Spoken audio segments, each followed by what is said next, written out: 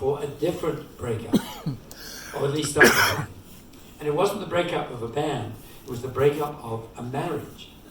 Here's what happened. After the Yoko Ono, John Dunbar, who ran the gallery, took some time off. He went back to Cambridge for a bit, and then he traveled, and I forget where he went, all over the place.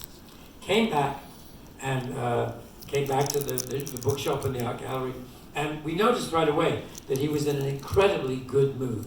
He was grinning from ear to ear. And he told us why. He said he had met the woman of his dreams, that she was incredibly beautiful, incredibly intelligent, incredibly charming, and wonderful in every way. And he told us her name, which was Marianne Faithfull. And he invited her down to London. She came down, they were there together. He actually came over to the bookshop to meet everybody. And we have this picture of all of us together. That's Miles, John Dunbar, Marianne, John still smiling goofily, Marianne in the middle looking beautiful, myself and Paul McCartney. And everything John had told us about her was true. She was beautiful and charming and intelligent and well-read and all of that stuff. And what was also very clear is that they were head over heels in love with each other. To the point where John actually proposed, Marianne accepted, and a date was set for a wedding. John honored me by asking me if I would be his best man at the wedding, which I was delighted to do, of course. And the wedding went ahead. We found this one picture. This is just after the ceremony itself. And what strikes me most forcibly about this picture these days is that we all look about 10 years old. But suffice it to say, we were grown-ups. That was a real wedding. And off they went on their honeymoon. And then some other travels and projects and this, that, and the other. So I didn't see them for a little while. And then when they came back to London, John called me up and said, Marianne and I are here. And I said, great, let's have dinner. We made an appointment to have dinner a couple of nights in the future. And at dinner, I said, look, I've been invited to a party tonight. If you'd like to go, it sounds like it might really be fun. It's a party that's being given by and on behalf of the Rolling Stones.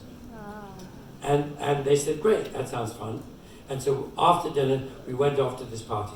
I brought John and Marianne in with me. I introduced them around to everybody that I knew there, including the Rolling Stones, who Gordon and I toured with quite a bit, so I knew well.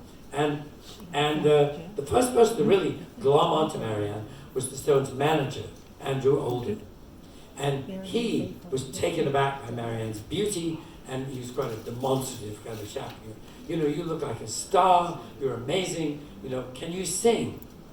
And she went, well, yes, was in the choir at school, I can sing, I guess. And he said, great, we will make you a star, we should make a record, we should make you a star. And with that in mind, he said, and he brought Mick over, who I'd already introduced, but he brought Mick back into the conversation and said, Mick, I need you to write a song for this woman.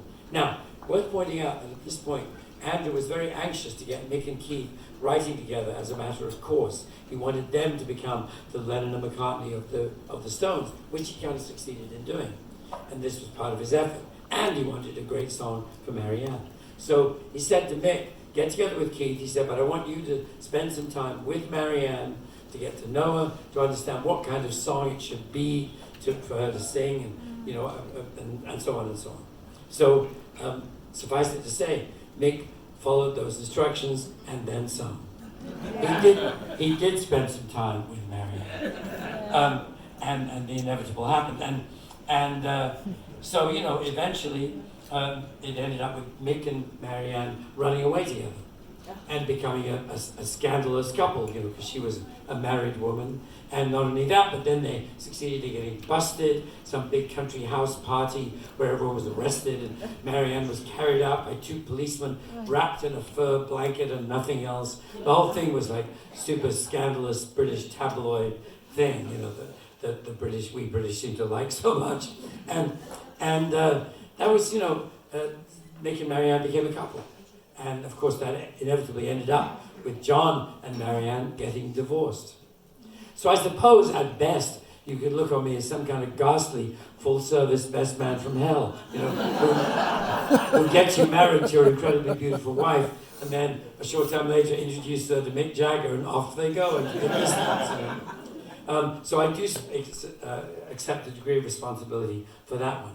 And on top of that, knowing that much of the story, you know, and having met Marianne and John very shortly after they met, I thought I had a fairly good overall picture in my mind of the Marianne Faithfull story so far. But it turns out there was a subplot of which I was completely unaware. Unaware, that is, until one day I bought Marianne Faithfull's autobiography. It had been out for a little while, and I hadn't got around to reading it. I thought it would be interesting, but I thought I knew most of it, some of it. But, you know, she's a pal, so I wanted to read it. Now, the book is called Faithfull, and I settled down to read it at home one day. You know, gin and tonic, armchair, very comfortable, reading the book, just painting the picture for you. Not expecting anything dramatic, you know. But when I got to page 25, I was taken aback. I was dumbfounded. I was, as they say in England, gobsmacked. When I read the following paragraph, and I think you will be too. When I read was this, Marianne wrote, I found myself on a nice, comfortable train with a first-class ticket, sitting opposite this delightful old Etonian pop star, Jeremy Clyde, one half of Chad and Jeremy. When we got back to London, we went back to his place, and without a great deal of emotion, we went to bed. And there's one last line. It was great sex.